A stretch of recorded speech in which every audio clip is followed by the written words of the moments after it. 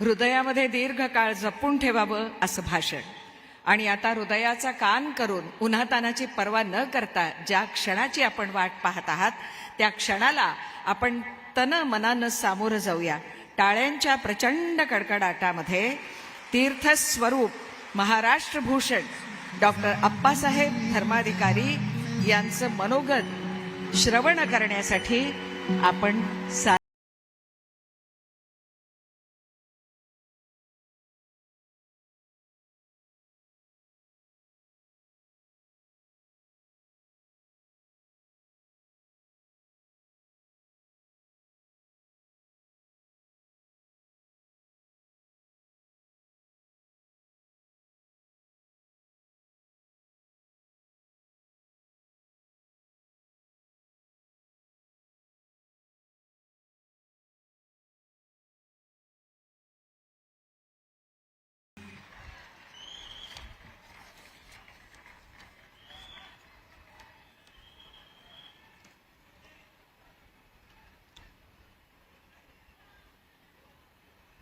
आजच्या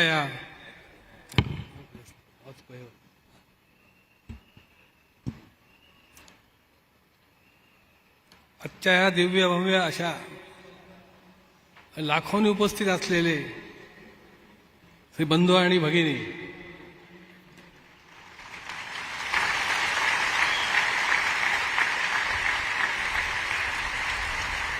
महाराष्ट्रभूषण पुरस्कार वितरण सोहळ्यासाठी उपस्थित भारताचे भारताचे गृह आणि सहकार मंत्री माननीय नामदार श्री अमितजी शाह साहेब यांना माझा पहिला सप्रेम नमस्कार. कारण का की आज भारत राज्याचा सगळा कारभार सांभाळाचा गृह खातं म्हणून आणि सहकार क्षेत्र एवढं काम असून सुद्धा ते आपल्या सर्वांसाठी आज इथे हजर राहून उपस्थिती दिली. हे केवढं महत्वाचं माझ्या आयुष्यामधलं भाग्याचा क्षण आहे.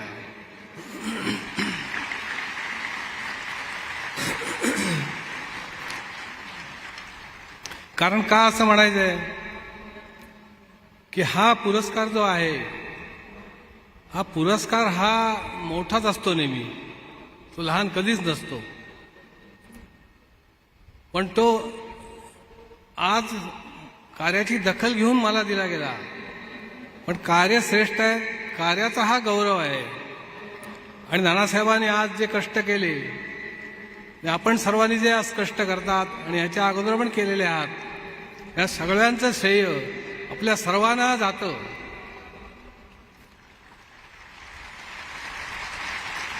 कारण असं का म्हणायचंय की महाराष्ट्रभूषण हा पुरस्कार देणं आणि परत एका घरामध्ये दुसरा देणं अशी कुठेही घटना झाली नसेल. महाराष्ट्रातही झालेली नाही, कुठेही महाराष्ट्रात झालेलं नाहीये. तेव्हा हे एक मोठं महान कौतुक आहे महाराष्ट्र शासनाचं. त्यातले त्यात माननीय मुख्यमंत्रीजी, उपमुख्यमंत्री देवेंद्रजी, शिवाय त्यांचे सगळे सहकारी, संस्कृती खाते आणि आपण सर्व उपस्थित आहात, या सर्वांना माझा पहिला सप्रेम नमस्कार.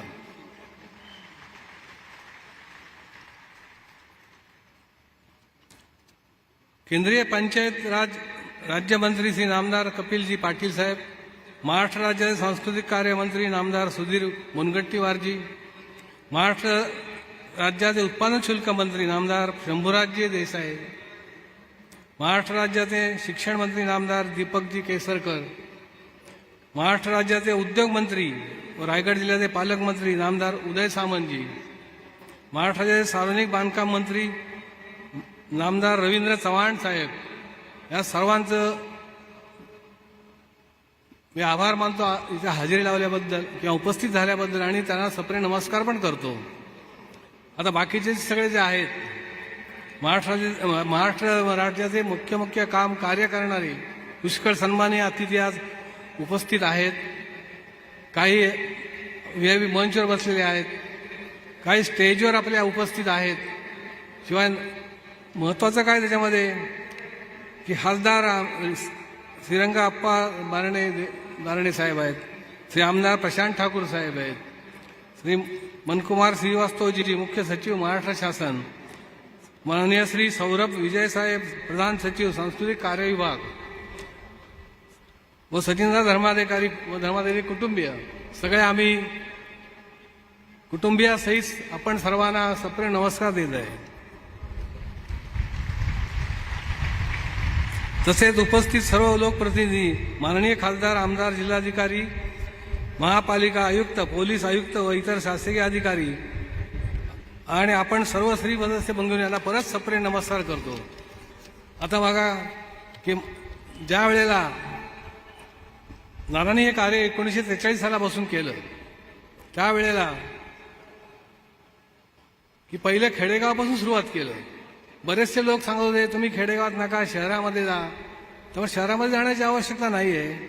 खेडेगावातल्या लोकांना त्यांच्या अंधश्रद्धा, त्यांचे असलेले रीतिरिवाज, त्यांचे असलेले वेगवेगळ्या प्रकारची वागणूक ह्याला चांगलं उत्तम असं वळण लागायला पाहिजे आणि ते सन्मार्गाकडे येऊन बरोबर अंतःकरणामध्ये सुविचाराची अंतःकरणामध्ये विचारांची भूमिका ठेवून वागणूक प्रत्येकाला करता यायला पाहिजे. तर सुरुवात ह्या खेडेगावापासून केलेली आहे आपण. त्यामुळे कोणत्याही प्रकारचं ॲडव्हर्टाइजमेंट नाही किंवा कोणत्याही प्रकारचा आम्ही गवगवाही करीत नाही.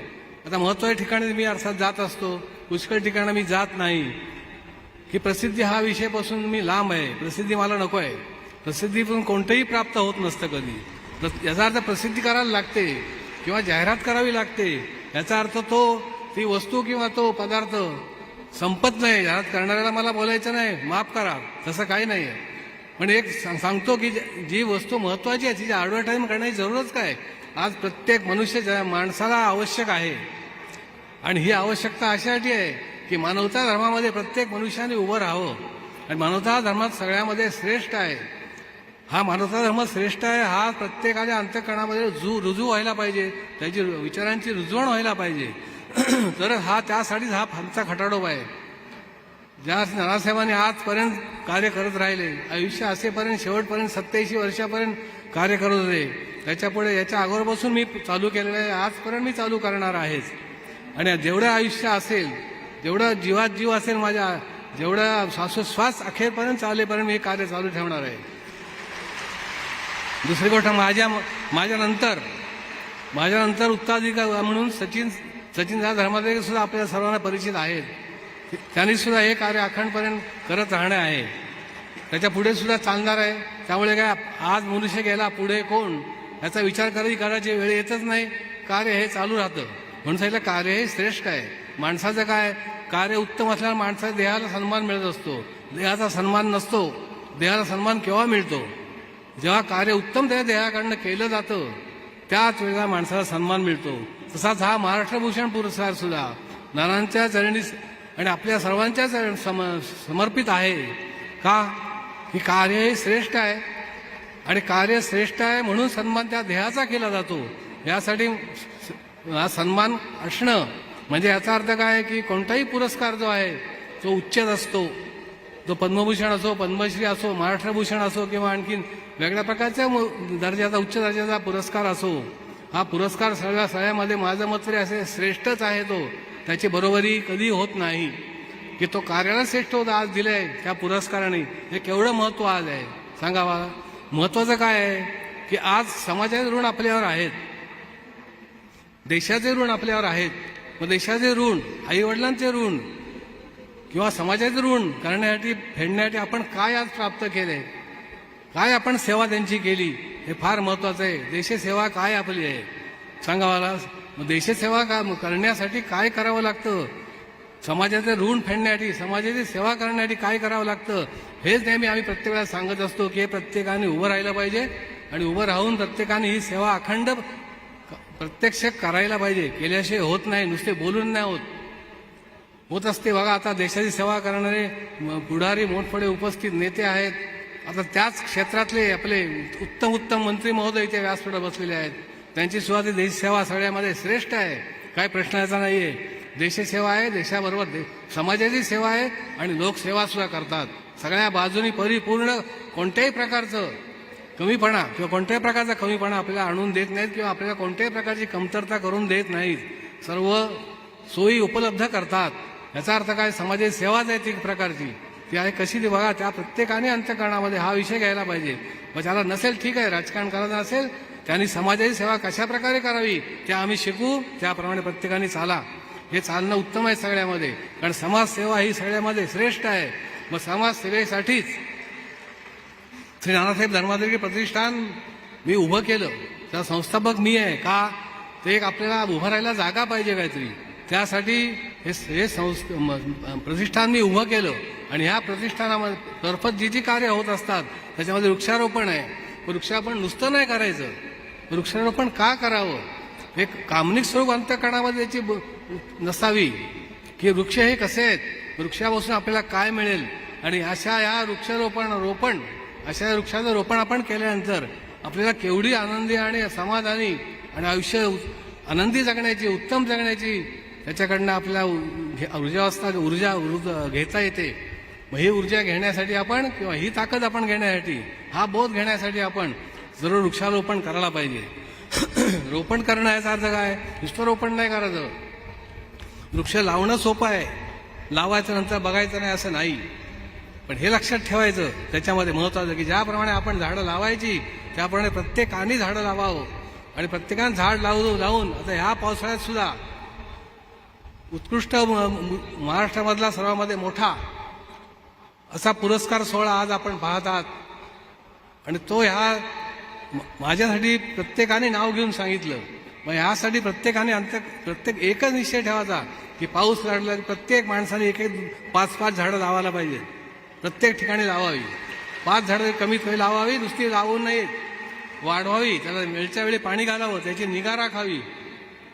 ज्याप्रमाणे लहान मुलाची निगा राखत असतो आपण, त्याप्रमाणे वृक्ष सुद्धा राखायला पाहिजे आपण. ते एकदा स्वतंत्र उभे राहिले की नंतर आपल्याला त्याची सेवा करावी लागत नाही. तसं लहान मुलं असतं, सुरुवातीला सेवा करावी लागते, नंतर जेव्हा स्वतःहून उभं राहतं, कामाला लागतं, काय काम असेल ते उद्योग करत असतं, ते मग माणसं दुसऱ्या कोणाची आवश्यकता लागत नाही. त्याला स्वतः करता येतं. स्वतः करण्यासाठी आपण पहिली सेवाभावी धर्म रुजू करायला पाहिजे, तर पुढे प्राप्त आहे, याचं काही नाही. यासाठी प्रत्येकाला मी सांगतोय की प्रत्येकाने 5-5 झाडं लावायलाच पाहिजे प्रत्येकाने. ह्या पाऊस पडल्यानंतर, आता उन्हाळ्यामध्ये जगू शकत नाहीत, पाऊस पडल्यानंतर प्रत्येकाने लावायला पाहिजे. वृक्ष लागवडीचं फार महत्व आहे. कारण वृक्ष हे आपल्याला सगळ्या बाजूनी आपलं सेवा जावी धर्म उभा करत असतात. मग आपण सेवा करणं हे महत्वाचं आहे. बघा, त्याच्यापासून लाकडं मिळतात, वेगळा ऑक्सिजन तर चांगला मिळतो, वेगवेगळ्या प्रकारचे वायू जे माणसाला आपल्या आवश्यक आहेत ते प्राप्त वृक्षापासून मिळत असतात. शुद्धीकरण हवा करण्याचं काम फार मोठं करतो. अशुद्ध हवा करण्याचं काम आपण करतो, शुद्ध करण्याचं काम करत नाही. शुद्ध करण्याचं काम निसर्ग करतो, याचा अर्थ राहिलेले असलेले वृक्ष करतात. म्हणजे वृक्ष आपण लावायला पाहिजे, प्रत्येकाने लावायला पाहिजे, त्याचं संगोपन करायला पाहिजे. आजपासून पक्का निश्चय आतमध्ये ठेवा, संकल्प ठेवा. आता दुसरं काय, आरोग्य शिबिर आहे की प्रत्येक भारतामधल्या प्रत्येक मानवाचं सुदृढ आयुष्य त्यांनी जगावं, कोणत्याही प्रकारचा त्रास त्याला होऊ नये आणि आनंदी आयुष्य असेल ते जगावं आणि शेवटपर्यंत काढावं. त्यासाठी आरोग्य शिबिर आपण घेतो. आरोग्य शिबिरामध्ये आपण काय करतो, प्रत्येकाची तपासणी करतो. त्या तपासणी करून होतं अमुक ठिकाणी जा, तुला पुढचा मार्ग मिळेल. का जे काय त्यातले तज्ज्ञ असतात, मोठमोठे डॉक्टर्स असतात, मोठमोठे हॉस्पिटल्स आहेत, ते प्रत्येकाने जावं आणि त्याचे उपाय करून घ्यावे प्रत्येकाने. का घरच्या घरी उपाय होऊ शकत नाही हा. म्हणून सगळं प्रत्येकाने आरोग्य शिबिर ह्यासाठी आहे की आरोग्य हे प्रत्येकाचं सुदृढ असावं. हीच भूमिका अंतःकरणामध्ये आमच्या आहे. त्यासाठी आम्ही प्रयत्न करतो, शेवट पण प्रयत्न करत राहणार आहोत. तिसरं काय आहे, रक्तदान शिबिर आहे. रक्तदान शिबिर सुद्धा महत्वाचं आहे की आपल्याला रक्त परिपूर्ण जन्मल्यापासून जन्माला देताना आपल्या परिपूर्ण आपल्याला दिलेलं आहे. मग ज्या अर्थी चांगलं रक्त आपल्याला दिलं आहे, आपण चांगले करतो, चांगलं कार्य करतो, मग तेच रक्त जे आहे ते आपण दुसऱ्याला दिलं, ज्याला आवश्यकता आहे त्याला दिली, तर त्याला पण जीवनामध्ये फार महत्वाचा उपयोग पडेल ना दादा, त्याचं जीवन वाचेल. यासाठी बघा, प्रत्येकाने रक्तदान शिबिर करणं आवश्यक आहे. नुसतं नको, बहुसंख्येने करायला हवं. तो पण रेकॉर्ड आपला आहे असं काही नाही. तरी पण अजून रेकॉर्डवर न अवलंबून राहता आपण एक सेवा म्हणून तिथे उभं राहिलं पाहिजे आणि सेवेसाठी प्रत्येकाने झटायला पाहिजे. हे जर असं झालं तर सांगा मला, महान देश आहे, भारत आपला महान आहे, समृद्ध केव्हा होईल? या सगळ्या प्रकारे समाजाने सेवा रुजू करायला पाहिजे आणि सगळ्या प्रकारे समाजाची सेवा रुजू झाली सगळ्या प्रकाराने. तर त्यातला तिसरा प्रकार सांगतो मला, थॅलेसिमिया एक मोठा रोग आहे, फार मोठा आहे.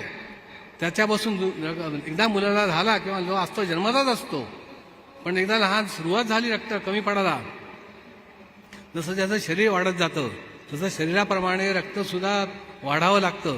रक्त वाढलं नाही तर काय होतं, त्याला आजारपण येतं, आयुष्याचा सुद्धा धोका असतो. मग अशा वेळेला हा आपल्याला देण्यासाठी आपल्याकडे उत्तम सामर्थ्य दिलेलं आहे, आपल्याला ताकद दिलेली आहे, आपल्याला शक्ती दिलेली आहे. मग ती आपण थोड्याफार प्रमाणात द्यायची आहे का आपली नाहीच आहे ती, तर आपण द्यायला काय काम मागे पुढे का राहावं? त्यासाठी प्रत्येकाने ज्या वेळेला आपण शिबिर घेऊ त्या वेळेला प्रत्येकाने ते उभं राहून तिथे सेवा धर्म रुजू करावा. मी आजच सांगतो सगळ्याला, आता ते पण सुरुवात करायला लागेल. पण पुष्कळ मुलांना रक्ताची आवश्यकता असते.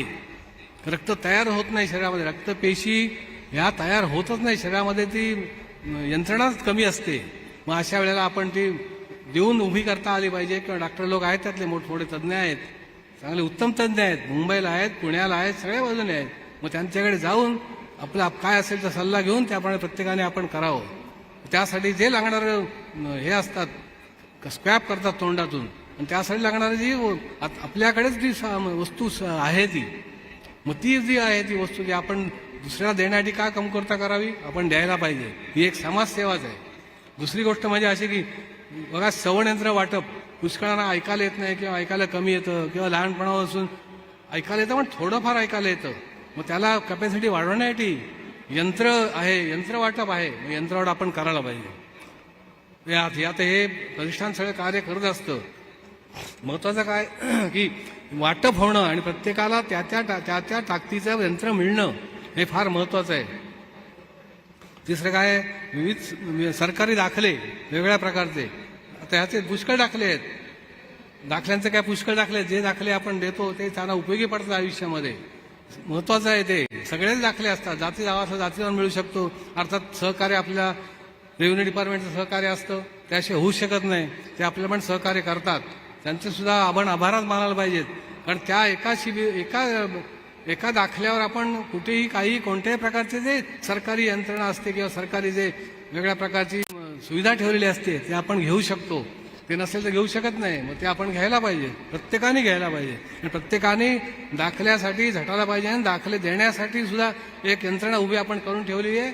ती तिथे यंत्रणा ती काम करत असते आणि ती यंत्रणेकडे आपण आपलं नाव नोंदून आपण करायला पाहिजे. ते दाखले अतिशय महत्वाचे असतात. आता पाणपोई आहे, पाणपोई सुद्धा सगळ्या प्रकारे आपण बऱ्याच ठिकाणी बांधलेले आहेत की आज आवश्यकता माणसाला पाण्याची आहे.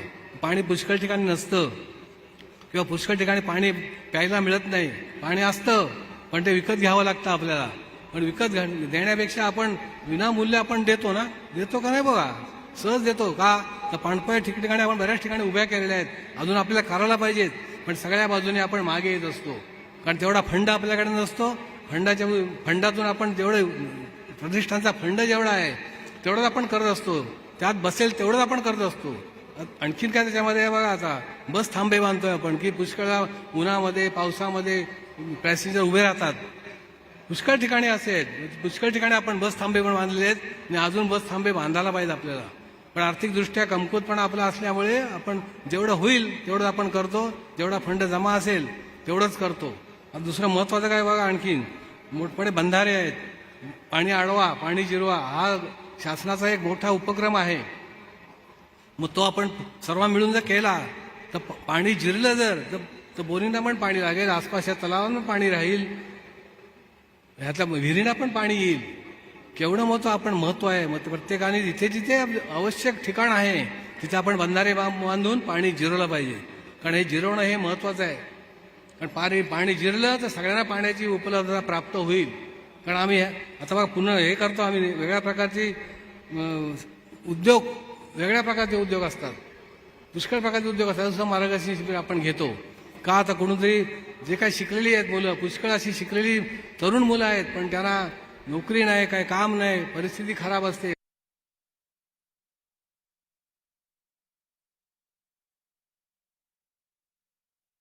आता हरणांचा कळपच्या कळप येतो का, त्याला लागणारं जे गवत आहे ते गवत लागवड करणं आणि त्याची देखभाल करणं हे महत्वाचं काम आपण करतो.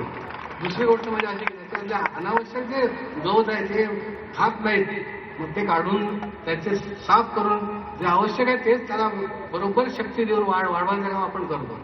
दुसरं काय बघा, स्वच्छता अभियान आहे, एवढं मोठं महान आहे स्वच्छता अभियान. ह्या स्वच्छता अभियानापासून आपल्याला आरोग्य प्राप्त होतं. आपल्या बघायला सुद्धा कसं वाटतं, छान वाटतं. त्या सगळीकडे आता पुष्कळ ठिकाणी बघतो आपण, पण काय आता आपण सुद्धा कमी पडतो ना, काय करणार, आपण अजून करायला पाहिजे आणि अजून जोर मारायला पाहिजे स्वच्छता अभियानावर. पण जोर नाही मारला तर स्वच्छ भारत होणार नाही, नुसतं बोलून नाही होणार, स्वच्छ भारत व्हायला पाहिजे. आता दुसरी गोष्ट, हे सगळं करत असताना किती महत्वाची भूमी आहे बघा. निर्माल्यापासून आपण खत बनवतो, ते निर्माल्य पूर्वी समुद्रात जात असेल. आपले मोठमोठे सण आहेत, नवरात्र आहेत, गणपती आहेत ना, मोठमोठे सण आहेत. म्हणजे मोठमोठे सण आपले आहेत, त्यावेळेला आपण काय करत असतो, ज्यावेळेला विसर्जन आपण करतो त्यावेळेला आपण निर्माल्य पण समुद्रामध्ये टाकत असतो. त्याचा काही उपयोग होत नाही, परत ते भरतीवर ओटीवर टाकलं की भरतीवर परत पुढे उपयोग काय झाला. पण आता आपण हे केलं पाहिजे की आता आपण प्रत्येक ठिकाणी, मुंबई, पुणा, ठाणा अशा ठिकाणी आम्ही सुरुवात केलेली आहे. त्या वेळेला त्या दिवशी ज्यावेळेला विसर्जन असतं त्यावेळेला विसर्जनाच्या दिवशी की आपण परिपूर्ण अंतःकरणामध्ये विचार करून स्वतःच काम आहे हे करून सुद्धा पुष्कळ सदस्य येत असतात. घरी गणपती असतो, विसर्जन असतो, सगळं त्याग करून ते येतात. समाजाची सेवा किती प्रकारे करतोय ह्याला सुद्धा महत्व आपण द्यायला पाहिजे आणि आपण सुद्धा सर्वांनी मदत त्याला करायला पाहिजे. एकच आता आम्ही प्रत्येक वेळेला कमिट्या नेमत असतो किंवा एक ठराविक ग्रुप स्वयंसेवक नेमतो. स्वयंसेवक नेमण्यासाठी कष्ट करावे लागतात, अगोदर सगळं बरोबर प्लॅन बसवावा लागतो. त्याप्रमाणे पूर्ण होतं. ते मुख्य काम सचिनाला करत असतो, मला विचारतो त्याप्रमाणे करतो, त्याप्रमाणे बरोबर होत असतं. प्रत्येकाने अंतःकरणाला लक्षात ठेवायला पाहिजे. कारण निर्माल्यापासून आपण ते खत बनवतो आणि खत जे त्यापासून मिळतं ते खत आपण वृक्षारोपण केलेल्या झाडांनाच टाकतो. बाकी कुठे देत पण नाही कोणाला. आपण विक्रीसाठी आपण करत नाही. पण ते एकदा वस्तू मिळाली, हार मिळाला, तर हार मिळाल्यानंतर त्याची फुलं नेमकी काढून ठेवणं, त्यातले प्लॅस्टिकचे पदार्थ, बॉल असतात, सूत असतं, सगळं काढून टाकायला लागतं आणि निव्वळ फुलं ठेवावी लागतात. ते पण एक काम करावं लागतं. नुसतं गोळा करून नाही होणार, कारण ह्या वस्तू फुलणाऱ्या नाहीत, ह्याचा खत होणार नाही. मग त्या वस्तू तिथे टाकून उपयोग काय नाही याचा. त्या आपण वेळच्या वेळी बाजूला करून कुठेतरी आपण लांब ठिकाणी कुठे जाळून टाकतो. आपण त्याचा उपयोगच काही नसतो याचा. आता बघा खत निर्मिती कसं करतो बघा. पुनर्भरण सुद्धा आपण करतो. कसा पुनर्भ्रमण आहे. आता बघा कसं आहे, पुनर्भरण कसं आहे की परत भरत राहणे, पुनर्भरण म्हणतात. परत भरत राहणे. प्रत्येक पावसाळ्यामध्ये आपण ज्यांच्या बोरिंग आहेत त्यांनी पाणी अडवायचं आणि बोरिंग मध्ये सोडायचं आहे. त्याचा आपला अनुभव चांगला सोलापूर जिल्ह्यामध्ये चांगला आलेला आहे, उत्तम. कारण ते शेवट मार्च एप्रिलनंतर पाण्याची पंचायत पडते. अक्षरशः पाणी प्यायला पाणी असतं काही ठिकाणी. अशा ठिकाणी आपण तिथे केलेलं आहे आणि हे करून आपण तिथे नुसतं केलेलं आहे. आणि त्याची फलश्रुती ही फार चांगली आहे की त्या गावांना, त्या बोरिंगला प्रत्येकाच्या आणखी 3 महिने पाण्याची क्षमता वाढली. एवढं श्रेष्ठत्व आहे. म्हणजे आपण प्रत्येकाने आता प्रत्येक ठिकाणी जिथे पाण्याची टंचाई आहे तिथे करायला पाहिजे आपण. त्याच्यामध्ये महाड तालुका आपल्यामध्ये बघा कसा आहे, खडकाळ नुसता आहे, तिथे सुद्धा पाण्याची व्यवस्था व्हायला पाहिजे. आता पोलीस खातं आहे, पोलीस खात्याला जेवढा माझ्या बाजूने जेवढं मी करता येईल तेवढी मदत मी करत असतो. कारण आज सगळ्या बाजूंनी तुम्ही बघाल पोलीस यंत्रणा जी आहे, म्हणून आपण आज उत्पत्ती ह्याच्यासाठी स्थितीसाठी अखंड उभे आहोत आपण, किंवा आपण स्थितीमध्ये उभे आहोत, आनंदात उभे आहोत. त्याचे शक्य नाही आहे. त्यासाठी गृह खातं आहे. संपूर्ण देशाच्या राज्याचं गृह खातं सांभाळणारे सुद्धा आपल्या समोर उपस्थित आहेत.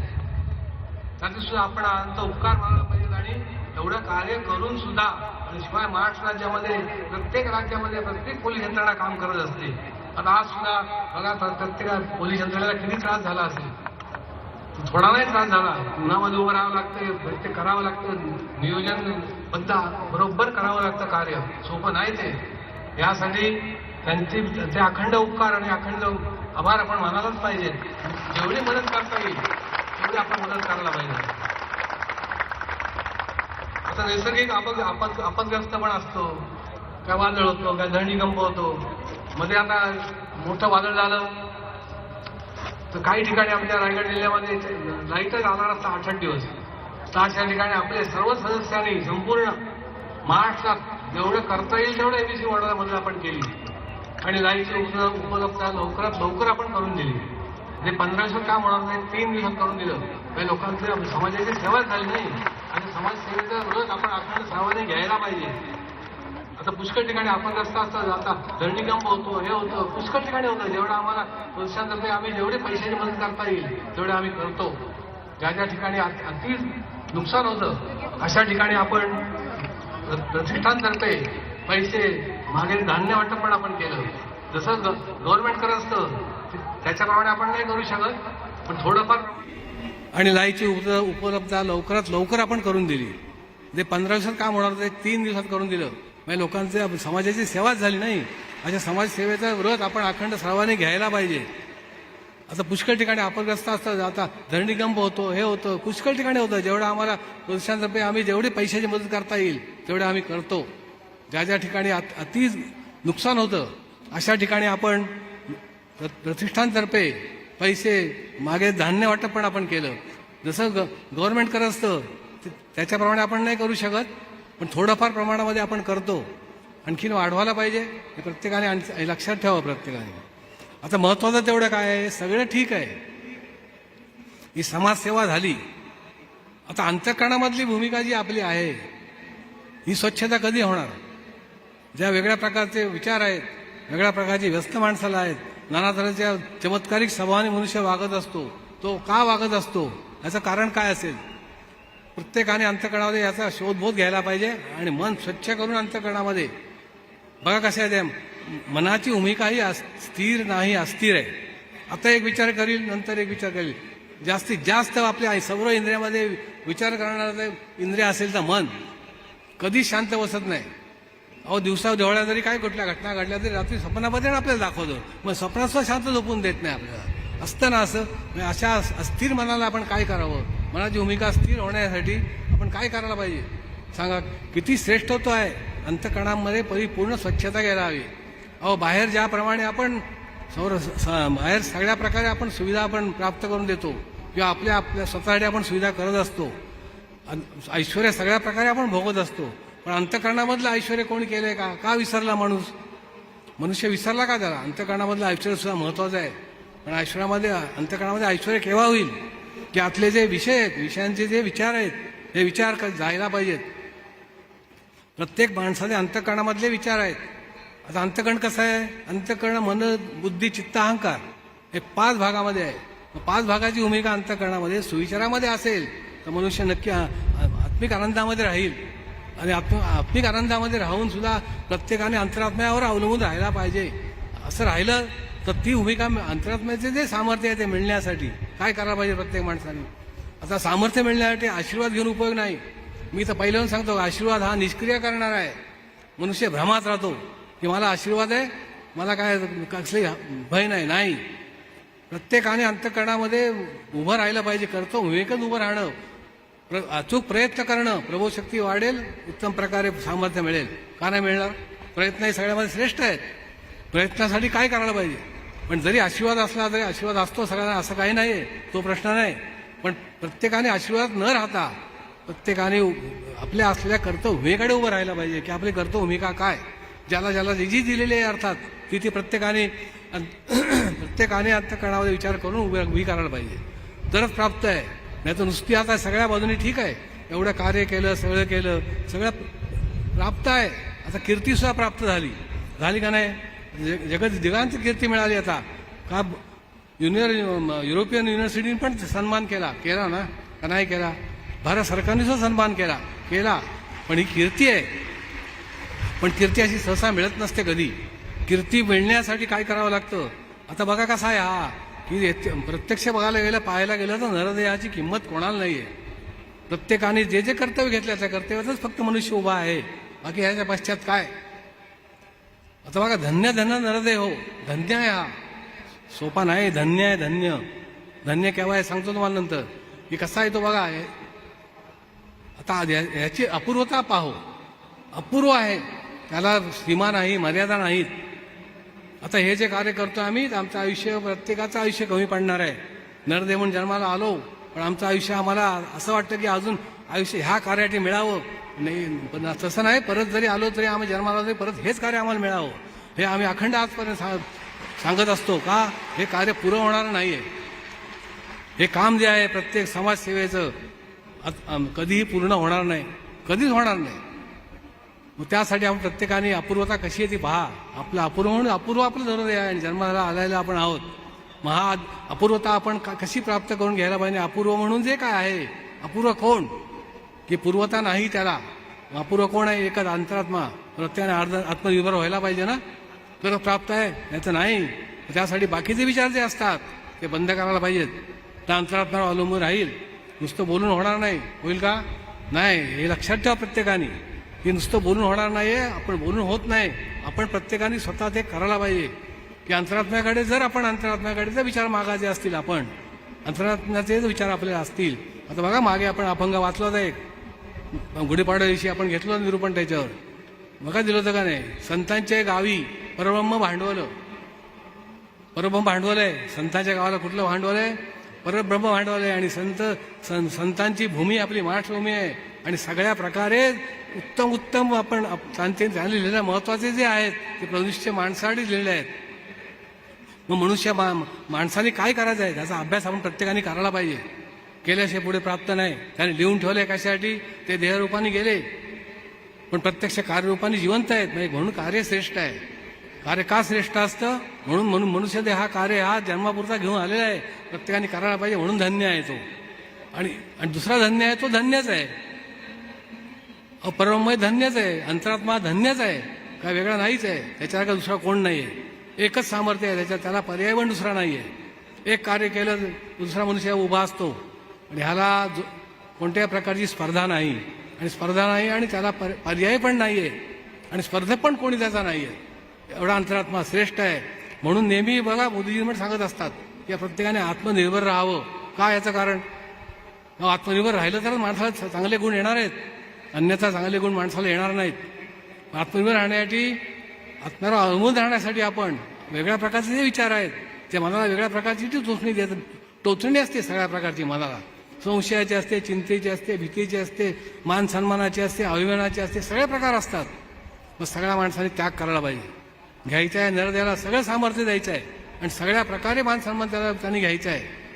पण अंतःकरणामध्ये एक जाणीव अंतःकरणामध्ये पाहिजे की हे जे सगळं कार्य आहे हे मनुष्य म्हणून देह करू शकत नाही.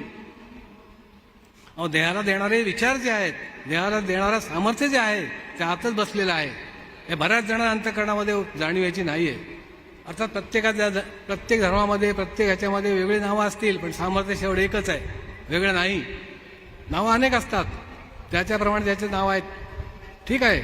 पण प्रत्यक्षित जर आपण पाहायला गेलो तर अंतःकरणामध्ये सामर्थ्य सगळ्यांचे एकच आहे, वेगळं कोणतंच नाही आहे. त्यामुळे मतभेद होण्याचं कारणच नसतं आपल्याला. काय कारण आहे मतभेद होण्याचं सांगा? अंतःकरणात जाणं मनुष्य आहे आणि मनुष्यही जात आहे आणि मानवता धर्म आहे. मानवता धर्म उभं करण्यासाठी आपण हे विचार अवश्य घ्यायला पाहिजे सर्वांनी. त्यात आता बघा कसं मन आहे, मनाची भूमिका कशी असते. मन वेगळ्या प्रकारच्या अंतःकरणामध्ये टोचणी देत असतं आणि ते दिल्यानंतर मनुष्य बदलतो का? त्याला चांगले विचार मिळाले, नक्की चांगले, त्याला मनाला चांगले संदेश जातात, तो पुढे मेंदूकडे पाठवून देतो, इंद्रिय पुढे काम करतात. हे चक्रच आहे. एकटा मेंदू काम नाही करू शकत. त्याला विचाराचे विचार द्यावे लागतात की नाही सांगा मला, तरच त्याचा प्राप्त होतो. आता शाळेमध्ये सुद्धा विद्या शिकलो आपण, शाळेमध्ये गेलो तिथे शिकलो आपण, त्याप्रमाणे तिथे नियमबंधन पाळली, सांगितलेल्या गुरुजींनी आपण आचार्याने आपण त्याचं पालन केलं ना. मग हे पालन करणं हेच महत्त्व जास्त आहे ना. या पालन करण्यामध्ये सुद्धा महत्त्वाचा आपलं सामर्थ्य उभं राहतं. त्यांनी जे काय सांगितलं ते आपण केलं, शिकलो, जे काय ऐपतीप्रमाणे आपण केलं आपल्या बुद्धीप्रमाणे, त्यात आपल्याला यश मिळालं. प्रत्येकाला यश मिळालंय. आता ज्याची बुद्धी प्रगल्भ आहे, उत्तम आहे, अभ्यासवृत्ती चांगली आहे, त्याला चांगल्या प्रकारे आयुष्य मिळतं. हे प्रत्येकाला दिलेलंच आहे ना. आता इथे सुद्धा मोठमोठे ऑफिसर्स लोक आहेत, आय एस ऑफिसर्स आहेत. मग ते आता प्रत्यक्षाने कष्ट केले त्याशिवाय नाही होत. सांगा मला, स्पष्ट सांगितलं बघा कसं. सत्कीर्तीच सत्कीर्ती ही वाढवावी आणि अपकीर्ती ही थांबवावी. यासाठी काय करायला पाहिजे हे महत्वाचं आहे. सत्कीर्ती सगळ्यांना आवड असते, वाईट कीर्तीची कोणालाही आवड नसते.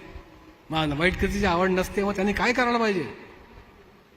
त्याने आपले जे अपकीर्ती करण्याचे जे विचार आहेत ते आपण बाजूला टाकायला पाहिजे, तरच प्राप्त आहे. नाहीतर सत्कीर्ती अशी होत नसते. कीर्ती करण्यासाठी बघा कशी आहे. कीर्ती वाढवायची म्हटल्या तर सोपं नाही ते. अहो, कीर्ती वाढवण्यासाठी काय करावं लागतं सांगा मला? केवढं आपलं झटावं लागतं. आता तसं बघायला गेलं तर महत्वाचं काय आहे बघा, की कीर्ती वाढवण्यासाठी सहज प्राप्त आहे. संत वचनामध्ये सहज दिलंय. झिजल्या विण कीर्ती कैची, मान्यता नवे फुकांची. म्हणजे याचा अर्थ काय? झिजल्या विण, मेहनत कष्ट केल्याशिवाय ज्याप्रमाणे ज्याला करतो मी उभी करायची असेल. आता पुष्कळ करतो मी, प्रत्येकाच्या वेगळ्या आहेत. हे आता सांगा मला, हे जे आहे की नाही, हे केवढं मोठं महत्व ह्याला आहे. की ह्याला महत्वाचं काय आहे की कीर्तीसाठी मनुष्य झटत असतो, सत्कीर्तीसाठी झटत असतो, पण अपकीर्ती थांबवायला पाहिजे. तेव्हा प्रत्येकाने हे करायला पाहिजे. वाईट कीर्ती करण्यासाठी काय करायचं काय नाही करायचं हे प्रत्येकाने अंतःकरणामध्ये परिपूर्ण जाणून घ्यायला पाहिजे. तेव्हा आता थोडक्यात थांबवतो का की काय? आता आपला वेळ नाही आणि साहेबांना पण पुढचे प्रोग्राम असतात. आपल्याला काय नाही, आपले दिवस मोकळा आहे, पण त्यांच्या मागे उत्तम कार्य आहे. भारत मातेची सगळ्या सेवा आहे. तेव्हा आता इथेच थांबतो. जय हिंद, जय महाराष्ट्र, जय सगळे.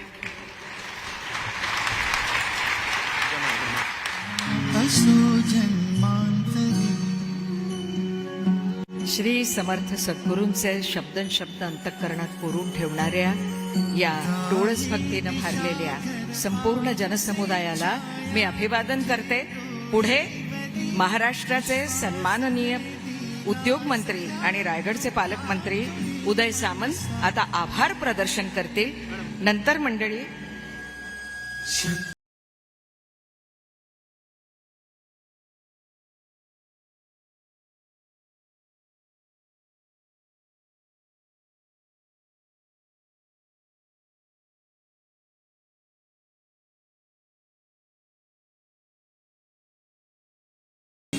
परत सर्वांना सप्रे नमस्कार.